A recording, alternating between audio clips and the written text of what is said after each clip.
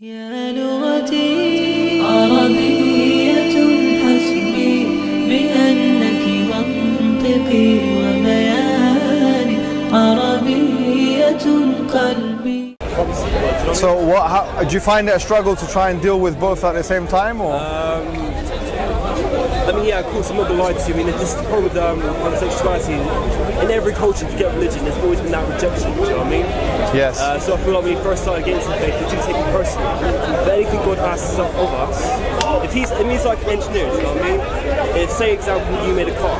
Yes. You know what parts work for that car, what won't work for that car. Do you know what I mean? Yes. So I trust him in that path. Anything he asks of me is for my benefit, not for his. You know what I mean? So, are you a practicing homosexual? And so, have you got like a? Or do you try and fight the urge, or? On and off, honestly, yeah, on and off. I'm not gonna lie to you, I'm not gonna sit here and be like, yes, I'm a saint, I've given up, do you know what I mean? I'm a man, do you know what I mean? We all have that sexual desire, we all want to do stuff, but if I don't really commit to my faith, no, I don't. I won't practice, no. So it's really, no, I think you've got a consistent worldview in a sense, because what you believe is, you believe in Christianity, yeah? But at the same time, what you're saying is, I know Christianity details, man shall not lie with other man, and these things, these kind of, the Bible verses. But at the same time, what you're saying is, I realize it's a sin, but I'm falling into that. You're saying you're falling into that sin sometimes. So you're kind of trying to fight the urge and these things.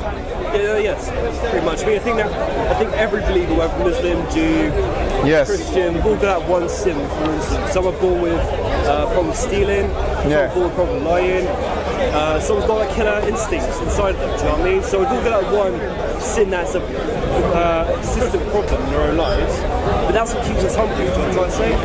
It's what Paul says, there's a thorn in my side, and I pray to God to take it away from me. But he says, no, my grace is sufficient for your weakness.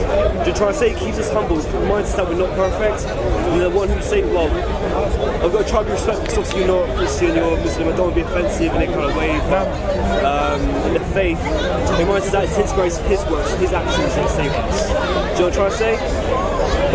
So, I mean, how, for example, when you fall into the sin, and now you want to come back and repent to Jesus or whatever it may be, what do you try then to lead a heterosexual lifestyle? No, it's not. Listen, I mean, the thing is, if the sex that's how I'm married in general, straight, gay, whatever, is a sin. It's a sin, yeah. Do you know what I'm trying to say? Yeah. But you can marry a woman in Christianity, but you can't marry. Stop being lying to myself. Not being lying to that. Okay. God doesn't want me to live a lie. What testimony is that to him? So you're not going down that road? No, I mean, if there was a pill, if I could, this is us born this way, you know what I'm trying to say? I'm not going to be, it's not a choice. Well, I think to an extent it is a choice, you know what I mean? It's like, say, for example, like someone's born with a problem stealing. You don't necessarily have to do that, but if you choose to act on that impulse, that's where the choice comes into. Right, okay. Do you know what I'm trying to say? Yeah, I get it. Kind of So you're saying that, even if you are born with that, you're saying that you're choosing to act on that impulse. Yeah, exactly. Yes, It's a choice. Yeah, I think you've got a point with that, Yeah. So, but if I was to really commit myself to my faith, it's like Paul, you need to get married. Sometimes people don't need to get married. That's not the answer to your life, do you know what I mean? It's between me and God. If God's plan for me to get married is in his plan, then I'll do that. But if it's not in his will, then it's not in his will, do you know what I mean? I think there's too much society and culture that gets involved in religion, do you know what I mean? I mean, you're right, there's all these things, but in the end of the day, like, it should be the spirit guiding me, not just a book or a preaching a pulpit. It's a personal thing. But you're making sense what you're saying. Yeah, no, you're making perfect sense. I'm trying to, you've got a consistent worldview. I've said that in the beginning, I think you do. Because if some people, what they try and do from either tradition, I'm from a Muslim, I'm Muslim, and a Christian perspective, is that they say they try and justify what they might be doing, right, through religion. What you're doing is you're saying about yourself that you're homosexual. I know it's a sin and I fall into it. I try and repent. That's the most consistent extreme that you can take it to as a religious person from either a Christian or a Muslim perspective. You see what I'm saying? So I think you definitely have a consistent worldview. What I would say to you that in psychology they have, I'm not sure if you've heard of this condition referred to as cognitive dissonance. Cognitive dissonance is when your actions and your moral compass are disparate for an extended period of time. What psychologists say happens to people if that continues to be the case is that at the end of it you become depressed, you have a high anxiety, an acute anxiety, etc. So whatever it is you want to do in life, my belief is that we should be striving, as you are, I'm not taking that away from you, we should continually strive to make our actions in line with our beliefs. Because if your actions, whatever they may be, are not in line with your beliefs, then what will necessarily happen is that there'll be a slow build-up of that anxiety, that depression. And by the way, it's a killer depression. You might be driven to. I'm not sure if you have it now, but you might have very hard depression. Yeah, I do. Have you had that? Yeah. This is not personal experience. I know firsthand what depression can do, what it can do to my loved ones. Yes. You just got to realise it's coming from a good intention, a good place. But yeah. I know full well from, you don't need to explain to me, do you know what I mean? Yeah, for sure. But I completely agree with you, do you know what I mean? And that's exactly why I don't tell people I'm Christian. Do you know what I mean? Exactly what I said it earlier. This is the problem with religion nowadays, is that, look around you now, we've got so many people trying to say that we're in the right. You know, what we believe is the truth. But what person do you see is being that example? We hear all the time about God's love, that Allah is true, whatever, but it kicks off literally over there, do you know what I mean? So we've got to fight. You're telling me that's what God wants us to do? Do you tell me No, absolutely. If we're made in the image of God, right, and we're meant to be the ambassador and speak for him, then surely again, like you said, the actions of our love.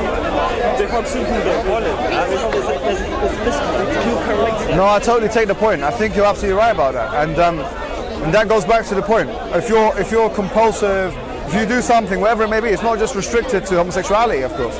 That's anything. It's like you said, we're all sinners in our own capacity. In Islam, we have a hadith, which is a prophetic saying, which says, "Kulli bani Adam min khata, wa khayrul khata'in at-tawwabun," that every human being makes mistakes, and the best of those who make mistakes are those who repent. You know, so we're all going to fall into that. The thing is, repentance, in definition, is to retrain. I don't know the exact words. Don't take my exact word. Yeah. Basically, to know you're wrong, but then change. Yes, that's the same in Islam. Yes. That's the thing. Like I feel, especially in Christianity, you've got this whole grace thing. Yes. Grace isn't supposed to be. Are you a Protestant or a Catholic or? I wouldn't say either, to be honest. Yeah. I'm not. I've only been really going into the past 3 years. So. What made you? Because I find you a really interesting case study, if you don't mind me saying, right? No, we're all case studies in our own right? An interesting person. Because usually what we find with the LGBT community is that they're a-religious, or that they are atheist, secularist, agnostic. I mean, there is a minority of people, I haven't done the research to prove this, of course, but it seems to be that, especially in the Western Hemisphere, a minority of the LGBT community ascribe to a particular faith group, right? So I haven't met too many people that say, I'm gay and Muslim, for example. Although we are seeing them, but it's not a massive population of them. And the same thing applies to, for example, Christians. Practicing traditionalist Christians, who are usually kind of, they go by the word. We are seeing a lot more nowadays going to church. Yes, we are. That's true for sure. But you're more honest than that, in the sense that you realise that that's more of a social reason for that. There's a pressure that's put on the church. I mean, I feel like the reason why people don't pay attention to being gay is wrong. No one understands why. Okay, because God says so, because the Quran or the Bible or Yes. Talmud says so. Okay, so what's your take on it? Well, the first commandment God gave to man was to go and multiply. Pardon? The first commandment God gave to man was to go and multiply. Homosexuality goes against that very thing. Gay sex you can multiply. So it goes against the very first commandment God gives us. So you're saying... I'm still learning about myself, but that's the first but you're saying that if everyone were to be gay, but to play devil's advocate, obviously someone could say, well, not everyone's going to be gay, right? So I will never use that argument myself, because if everyone is going to be gay, that's an argument that will stand. But if at least some portion of the population are not going to be gay, then it can still multiply, right? So I wouldn't use that as a good excuse. probably better. I mean, I'm not saying that homosexuality is correct in its sexual form. I'm also against it, but I'm just saying that the argument that because of multiplication. Yeah, with sex, everything God gives man, there's a purpose behind it. You know what I'm trying to say? Yes. Growing from the ground, everything's made for man. Everything we told you by God, there's a purpose for it. Sex is to be enjoyed, then next thing is to continue the human race. Yeah. The devil seeks to stop the human race whatever he can do. Well, one argument you could make, if that's what you're trying to say, I mean, is if we look at the harm principle, it's something about harm. Because to be honest with you, I've seen these statistics from the World Health Organization that suggest to me that homosexual men have a much higher chance. I'm not sure about you, Godwin. I don't know if you agree with this. How are you doing, Godwin? Maybe we could. Yeah, of course. I think this is something we could actually talk about. This is we're not talking about religion per se, but of course we could have your perspective on this. We're saying that homosexual. This is what I think it was the World Health Organization. It's saying that homosexual men are 13 times more likely to carry AIDS. And it's not just with AIDS, it's almost all of the sexually transmitted diseases. They're more likely. So the point is that if we want a society to have as little chance of the spread of AIDS as possible, you could argue from your logic. Well, you just say I agree with him completely. To keep going, I don't want to spoil your discussion. No, he's not disagreeing with me about it. Okay. But we're talking. Yeah. He's a Christian. We think the Christians can agree. Yeah. Take it easy. Thank you. Yeah, I mean, no, you're right, but that's not going to wipe out STIs altogether. Pardon? If all gay people stopped having gay sex, that's Yes. not going to stop STIs. No, for sure. Look at, third world countries. Yes. You know what I mean? Yes. I mean, the fact is, if everyone in general sort of having sex less than marriage, then it would probably be small STIs as there is. But Yes. No, you're right. No, that's not the argument. I was saying based on what you said, because you said that about the multiplying thesis. You said that go forth and multiply. Do you know someone who made this argument, which I remember, and I remember the argument and the counter argument. Someone made the argument on Darwinian perspective. They said that homosexual sex has no Darwinian effect, or it doesn't have any Darwinian functionality, right? Because if you believe in survival, because Darwinian evolution is two things: it's survival of the fittest, and it's also reproduction. And the argument is that homosexuality doesn't fulfill any of those two things. But the counter argument was quite intriguing also, because the counter argument to that argument was that but when there's overpopulation, then homosexuality becomes a way of if you look into history, especially the Romans, yes, anal sex was a form of contraception for those condoms, stuff like that. Yeah. They would use anal sex, contraception, stuff. But that's the thing. So really, what you're saying now is kind of Yes. like what I said earlier. in a way, but what I'm saying is I'll take a step back from the whole multiplication thing. I wouldn't say it's because the reproduction thing, I see flaws on both sides of the argument. That's why I know these arguments, but I never make those arguments. You know, what the arguments I could make, I could see being made, is that which relates to disease. Because you're right in saying that the STIs are not, if you get rid of all homosexuals in the world, STDs are not going to be, yes, of course, no doubt. Yeah, I agree with that. But to take your point, I would say this is a stronger argument, because we're not arguing on that basis. We're saying that homosexuality exacerbates the spread of HIV. Because by necessity, if someone has more likelihood of getting HIV because of homosexuality, then they're more likely to spread that as well. Because statistically speaking, right now, the growth of HIV and AIDS is going more predominantly in the heterosexual sex than it is homosexual. It's catching up.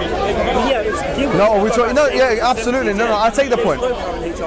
There's more than one reason. There's more than one reason why HIV will spread. Like you said, in developing countries, sub-Saharan Africa, for example, you have a lot of HIV spreading in what you could easily say is majority heterosexual societies. There's no doubt about that. But what I'm saying is that, in a sense, that's an uncontrollable variable because it's economic. And so economic variables, unless you're able to enrich a society with economic funds, are unlikely to change in the short term. And the same thing, but now we're saying that an action which people in the developed world that they're doing continually exacerbates the process of HIV spreading, for example. You could make that argument. But what I'm saying is that it's neither here nor there. The original reason why you said is not a good reason, I believe is the best reason. I'll tell you what I mean by that. Like from an Islamic perspective, the Quran says, for example, in chapter 7 of the Quran, yeah, it says, إنكم لتأتون الرجال شهوة من دون النساء بل أنتم قوم مسرفون. That you guys, people of Lot, because it's the same story as the one in the Old Testament. Yes. I mean, the truth is, people believe that the one sin that destroyed sexuality. Pardon? You believe, sorry, I don't mean to shout. No, of course. If I talk normally, I sound too quiet. No, of course. Yeah, the general belief is Sodom and Gomorrah was destroyed because of homosexuality, hence the term Sodom. The truth is, if you really look at the scripture in Genesis, they're talking about ganglism. They weren't really hospitable. Yes. They're talking about raping two agents. So rape. Yes. I mean, we'll put just as... No, I take that point, and the same thing applies in the Quran because. If that's the case, we'll see No, I agree with the point, but both in the Bible and the Quran, there are clear statements which seemingly condemn the act of homosexual sex. The act of homosexual, for example, man shall not lie with other man. That's in the Bible. That's an injunction, right? And if we're saying that the Bible is timeless, and it's, in fact, the Old Testament, because you could say it's the Old Testament, but the Old Testament is, if we take a Trinitarian view, the words of Jesus, because Jesus is God, and God is the one who revealed the Old Testament, right? But what I'm saying to you is that in both scriptures you'll find, the verse in chapter 7 of the Quran, it says, it's really interesting, because I was thinking and contemplating over it for some time. It says that verily you guys, إِنَّكُمْ لَتَأْتُونَ الرِّجَالَ شَهْوَةً مِّن دُونِ النِّسَاءِ, that certainly you guys approach men with desire, i.e. sexual desire, instead of women. بَلْ أَنْتُمْ قَوْمٌ مُسْرِفُونَ, that certainly you are an extravagant people. The israf here that's being referred to, it's really interesting, is when you go over and above that which is necessary. So for example, going back to kind of like the aesthetic, against materialism outlook of life, we only need a few things to live. If you go back to Maslow's hierarchy of needs, we need food, sex, shelter, etc. It seems to me what the Quran is saying is that having the impulse and practicing, because the impulse is not, by the way, in Islam, having a desire for is not a sin. Yes, it's only when you're acting on it. So having the impulse and then carrying out the act of sex with another man, that is it's not necessary. It's going above and beyond what's actually necessary for your existence. It's going above and beyond that which you need in the world to survive and to function and to be psychologically in a good state of mind. So you don't need to do it. The response of it was وَمَا كَانَ جَوَابَ قَوْمَهُ إِلَّا أَنَّهُمْ قَالُوا, that it wasn't his people, i.e. those that group of people that were Lot's people. They said to him, get rid of them. إِنَّهُمْ أُنَاسٌ يَتَطَهَّرُونَ, they are people that wish to purify, like they're imposing religion upon us. Get rid of them. And what's really interesting about that narrative is that it's applicable today. Now if someone talks about homosexuality as a thing to do, rather than the people, because me and you can have a discussion, we can agree on those things and we can find each other very nice company, right? We have no problem with each other. We're not trying to fight each other or kill each other, discriminate against each other. But the idea of challenging a sexual act, wherever it may be, whether it be heterosexual sex, homosexual sex, bisexual sex, that's become a social taboo in and of itself. You see, so now people will say, if anyone makes an argument, a rational argument against this act of man having sex with another man, for example, now society wants to get rid of that person. They're illiberal, they're irrational. They're not going along with the general narrative.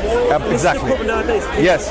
Politics, social politics, are now entering into religion, and religion is not replaced with it. But what at the same time is, before becoming Christian, being homosexual, going through that rejection, going through abuse, going through all kinds of things, I understand why there is an intolerance there. Because if you, it's like, yes, if you had people rejecting, you survive rejection constantly over and over again, you've got to get to a point where you're just fighting back. And the thing is, I think it's important to point out someone's sin. Yes. It's not important to point out the solution, not just the problem. Absolutely. And try and give them a good explanation as to why it is wrong, but at the same time, mind that there is a way out. Well, this is my solution. I think you're absolutely right. Let me give you a solution, right? I'm not saying that you've identified what you feel as a problem, not because I'm identifying it for you, right? So I would say if you've identified it as a problem in and of yourself, here's the solution. Number one, you must know full well that you are in control of your body. Now, what I mean by that, I think people, there is this there is almost an ultra-deterministic outlook of our own abilities to do things, refrain from things, suppress things, and control ourselves. Self-mastery is what the theme is here that I'm bringing to you. How I feel, my psychological disposition can be manipulated, either by others or by my own self. If I choose to, I can decide to do things, feel things, hate someone, love someone, based on my own self-conditioning. And if we have that outlook on life, if you're a homosexual like yourself, who wants to leave homosexuality and not become a homosexual anymore, then you have to convince yourself with this underlying premise, which is what? Which is that you can control yourself. Yes, a homosexual can become a heterosexual. It's possible. Just like I believe it's possible. Now let me tell you something. Just like, and I'm going to say this, just like a heterosexual can become a homosexual, I believe both things are possible. Now let me tell you what I mean by that. Social conditioning, I believe, and psychological conditioning is such a powerful thing. So by your reasoning, would you yourself have homosexuality? Pardon? So going by the context of what you're telling me right now. Yes. Later on in life, are you telling me that you can turn gay? That men appeal to... It's possible. I mean, what? No. This one. No. Honestly, no. I'm not saying it would. I'm not saying it would happen. But what I'm saying is it in someone's ability to change sexuality? That's my question. That's not about changing sexuality. It's about changing lifestyle. Yes, absolutely. No, but this is the question. In some cases, yes, there can be times where maybe someone thought they were gay, or identify maybe be bisexual. That's not. No, but what I guess what I'm trying to say to you is, look. Okay. No, I'm not saying it's not, right? But what I am saying is this. What I am saying is that I do believe, just as we can condition ourselves to like certain things aesthetically, dislike certain things aesthetically, whether you're a homosexual or a heterosexual or bisexual, I believe you can manipulate your sexuality. That the extraneous social, cultural variables and without the help of drugs. My belief, because you have to see where I'm coming from here. What I'm saying is first and foremost, we have to establish, is it psychologically plausible or not? If we say it's not plausible, then we'll make no effort to try and do whatever we're trying to do. What I'm saying is that, is sexuality, is it something which you can manipulate? To what and even there's a better question.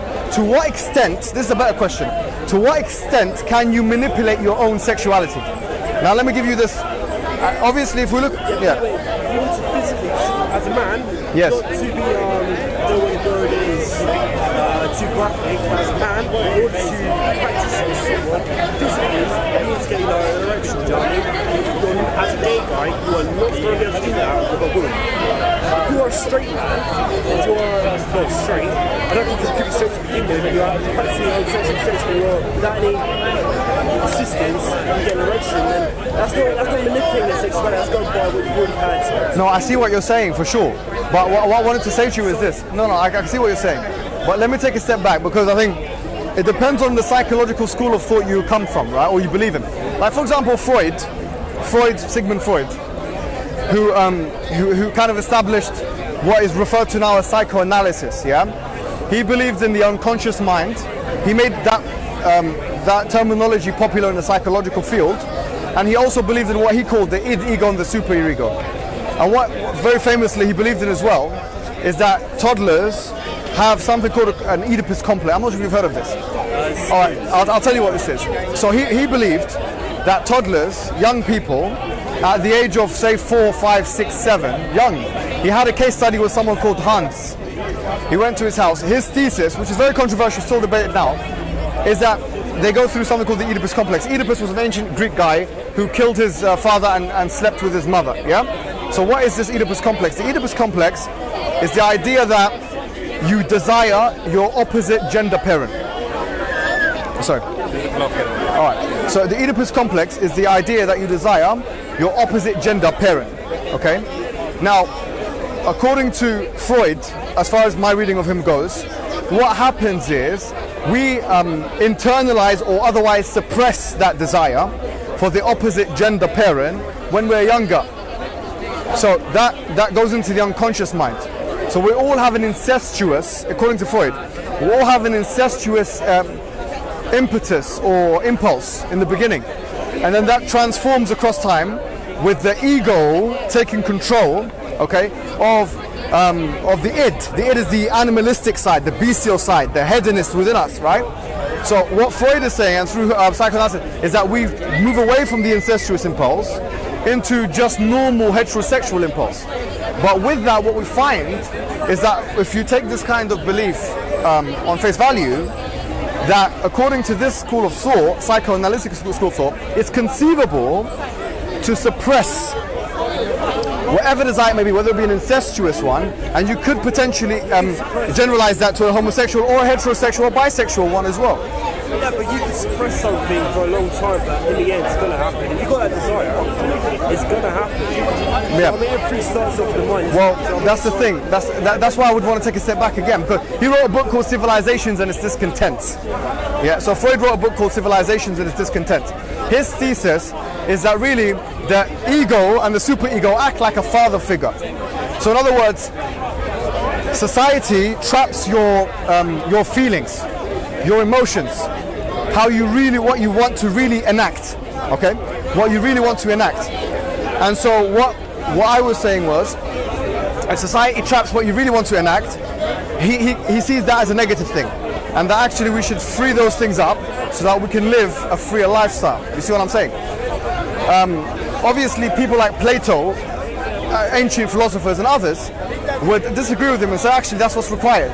That if you let your emotions take control of you, it's like letting horses, literally a pack of horses, guide you into whatever direction you want. So suppression, according to Freud, is negative. According to maybe old school religious values like Christianity and Islam, according to maybe more ancient people and others, it's a positive thing. So it really depends on how you define suppression. Now, from an Islamic perspective, suppression is very positive at times. That's why God Almighty, we believe, He praises those who suppress their aggressive urges. He says, وَالْكَاظِمِينَ الْغَيْظَ, those who suppress their anger. So anger is a positive thing to suppress. Emotions are, yeah, no, you're right. Emotions are a powerful thing that help. Yes. It helps give us an indication or understanding of sort of situation or most of our anger. Absolutely. Sadness gives you empathy. Yes. So, I mean, there's positive and there's negative. Yes. Duality in our emotions. Yes. Yes. Sorry, I didn't see you. Absolutely. So what I'm saying now is what you have to do is you have to identify what to you, is positive and negative emotion. Now, from a Muslim perspective, I identify that the act of having sex with another man is a negative thing, not a positive thing. I'm sure from a Christian perspective, no, but there is an impulse there, right? It's a sexual impulse, just as the aggressive urge is also an impulse, right? And it's suppressible, if you like. Just like aggression, because actually Freud, going back to him, he identified two things. He identified sexual and aggressive urges, and through his talkings of the id ego and the superego, he highlighted a sexual and aggressive. Why? Because they're the most erratic, if you like. When you're angry and when you're sexually aroused, you're most likely to do something which is irrational, whether that be homosexual, bisexual, or heterosexual, wherever you are. But the idea of being sexually aroused or being angry puts you in a state where you are not in control of yourself in an optimal way. Your emotions are more control of you than anything else, right? So we know that society cannot function if human beings do not suppress some of those urges. You have to identify now. For example, if you're very angry with your wife, or with your husband, or with your boy, or your son, or whatever it may be, right? And they get angry and you get angry with them. But if you hit them, so it's about identifying what you can see, what you perceive. Yeah, but the thing is, what you're talking about, yes, that's what growing involves. It's not about suppressing, it's putting the flesh to death. It's putting the old man to death. It's not suppression. If you see it as suppression, then maybe there's something a little bit wrong there, but in my opinion, when you actually grow, it's like when you're a baby, you're burping, you're sick. Yes, that's exactly what he says. Yes. It's the same kind of principle. Feel guilty for what they're doing, and or that they feel like the religion is wrong for this reason. Well, that's it. I mean, to believe in God is there to believe in sin, and it's also to be accountable. No one to be accountable. You want to believe in a form of God, or a form of religion that allows certain behaviours. But the truth is, I think there's too much focus in one particular audience. Again, it's not just homosexuality that's a problem. I mean, yes. Man, no doubt. I think you're absolutely right. You know, I've had discussions with homosexuals in the park before. Do you know what I always say to them? I say to them, on what epistemological method or what basis do you justify your homosexuality, right? So a lot of them say we're liberals. So okay, we go back to John Stuart Mill because he's one of the most famous new liberals, and he's been said to be like, he crystallized modern day liberalism. And there's something he said called the harm principle. You can do whatever you want so long as you don't harm anyone else. And the argument I put to them is that, what do you think of incest? Because, for example, a brother and a sister above the age, we're in contraception, there's no deformed babies. If they have sexual intercourse with each other, isn't that part of your thing? And most of quite a lot in the Middle East, don't you? Doesn't that harm someone? Yeah. So no, we said with contraception. And it's not with contraception. Yeah. So usually some of them say it's wrong. So then I would go back to them and say, well, the same reason why are you saying it's wrong? They say it's naturalistically wrong. So with that, I say, okay, if it's naturalistically wrong, can someone make the same argument with homosexuality? Whatever argument they make, it would necessarily, incest would have to be included in the harm principle. It just so happens that society has seen the act of a man having sex with another man as okay, and a brother having sex with a sister as taboo. But really, there's no philosophical basis for that. If one is okay, the other one should be okay as well, according to the harm principle. So, but with you, you've already identified that the act of having sexual intercourse is not right. So from that perspective, it's more easy because I don't have to go through that kind of philosophizing with you. I just tell you straight that if you believe that, these are the steps. The steps are to recognize that a change is possible, and I believe that human beings can master themselves. In more, we have the power.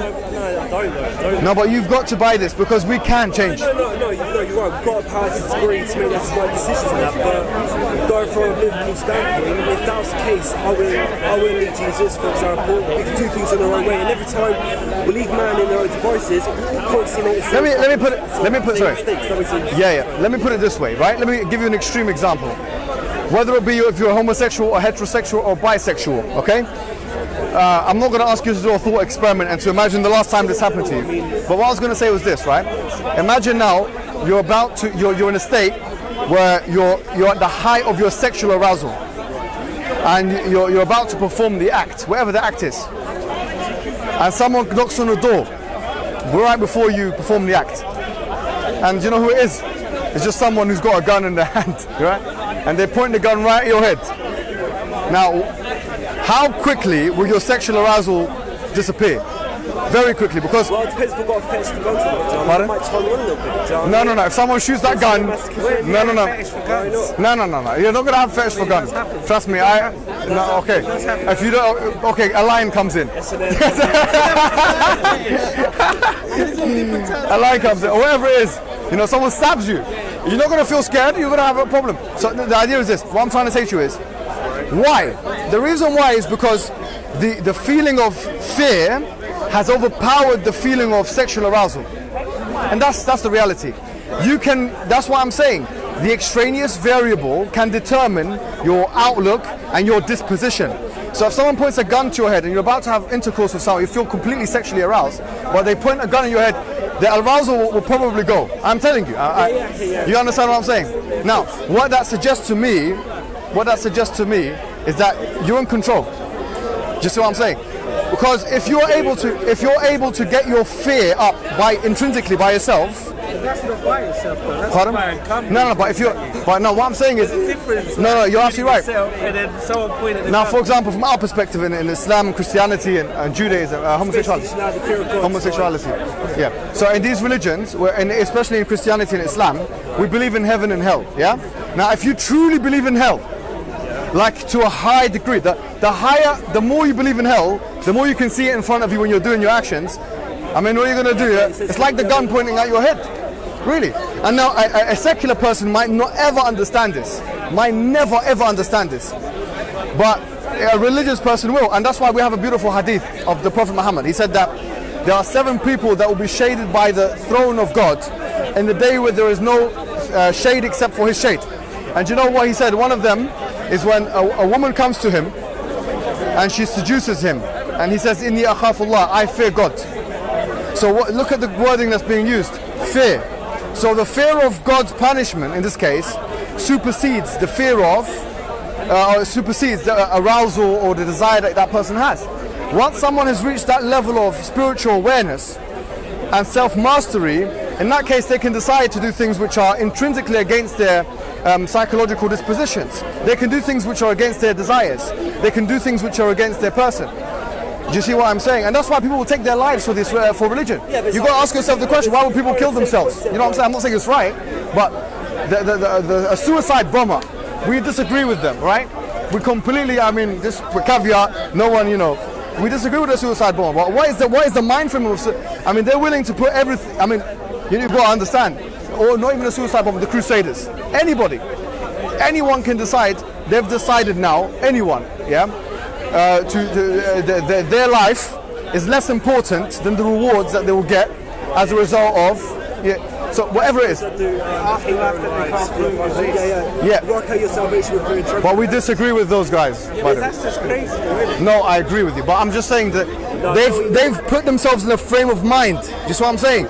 So what I'm saying is that you can put yourself in that frame of mind. I'm not saying that frame of mind. What I'm saying is that the truth is, the whole purpose of my faith particularly is not about trusting your own works. It's about having faith in Him to power you to override us. We can't do it. Absolutely. That's a really, really good point. Yes, I do know what you mean. Yes. So that kind of goes against what you just said right there. No. I know you're right. You're right. But it's not just about you. It's about having faith in God. I like that. On that bombshell, man. Thank you very much, man. Thank you.